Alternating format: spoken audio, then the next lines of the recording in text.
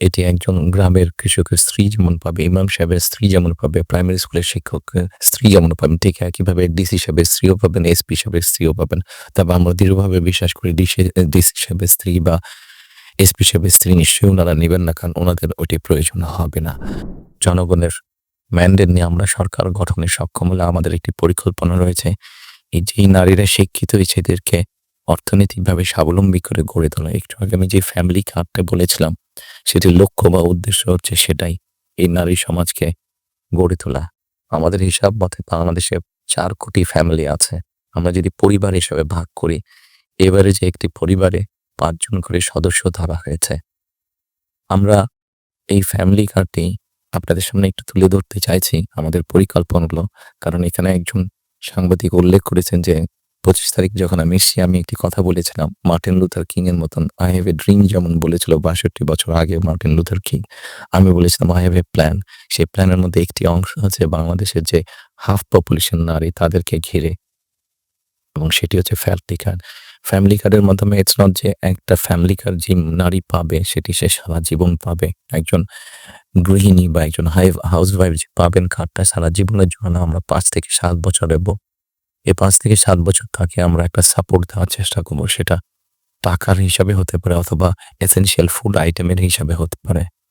কারণ আমরা দেখেছি যে একজন নারী বা একজন স্ত্রীকে বা একজন গৃহিণীকে যদি একটি সাপোর্ট দেওয়া হয়, সে তার ফ্যামিলির জন্য সঠিকভাবে খরচ করে দেন একজন পুরুষ।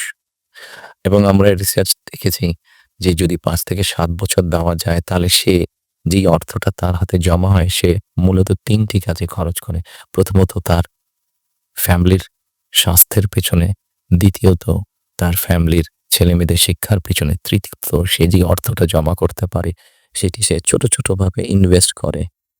খুব স্বাভাবিকভাবে এইভাবে যখন সে ইনভেস্ট করা ধরবে, স্বাভাবিকভাবে তার গ্রামের লোকাল ইকোনমিটা স্ট্রেংথেন হবে, তার উপজেলার ইকোনমিটা স্ট্রেংথেন হবে, তার জেলার ইকোনমিটা স্ট্রেংথেন হবে। তার পরিবারটা শিক্ষিত এবং তার পরিবারটা যদি হেলদি হয়, এভাবে পুরো গ্রামটা হবে, এভাবে পুরো উপজেলাটা হবে, এভাবে পুরো জেলাটা, বিভাগ, একসময় গিয়ে দেশটা হবে। ৪ কোটি ফ্যামিলির মধ্যে আপনারা বলতে পারেন একবারে কি দেওয়া সম্ভব কিনা? না, ৪ কোটি ফ্যামিলির মধ্যে একবারে দেওয়া সম্ভব না। গ্র্যাজুয়ালি আমরা যাবো। যারা প্রান্তিক, যারা যাদের নিডফুল আন্ডার প্রিভিলেজড তাদেরকে দিয়ে আমরা শুরু করব। এই কার্ডটি আপনারা জিজ্ঞেস করতে পারেন হয়তো কার্ডটি কাদেরকে দেবেন? আমরা কার্ডটি জেনারেল রেখেছি, ইউনিভার্সাল রেখেছি। কারণ আমরা অতীতে দেখি যে বিভিন্ন সময় বিভিন্ন সোশ্যাল সেফটি নেটওয়ার্কের আওতায় যাদেরকে নিয়ে আসা বিভিন্ন ক্যাটেগরি করা হয় এবং সেখানে কারাপশন দেখা দেয়। সেজন্য আমরা এটি জেনারেল রেখেছি। এটি একজন গ্রামের কৃষকের স্ত্রী যেমন পাবে, ইমাম সাহেবের স্ত্রী যেমন পাবে, প্রাইমারি স্কুলের শিক্ষকের স্ত্রী যেমন পাবেন, ঠিক একইভাবে ডিসি সাহেবের স্ত্রীও পাবেন, এসপি সাহেবের স্ত্রীও পাবেন। তবে আমরা দৃঢ়ভাবে বিশ্বাস করি ডিসি সাহেবের স্ত্রী বা এসপি সাহেবের স্ত্রী নিশ্চয়ই ওনারা নিবেন না, কারণ ওনাদের ওটি প্রয়োজন হবে না। করাপশনটাকে যাতে মানে একটা স্প্রেড না করে, করাপশনটা যাতে স্বাভাবিক একটা পর্যায় থেকে, কিছু তো অ্যানোমালিজ হতেই পারে, সেটি আমরা গ্র্যাজুয়ালি ঠিক করব।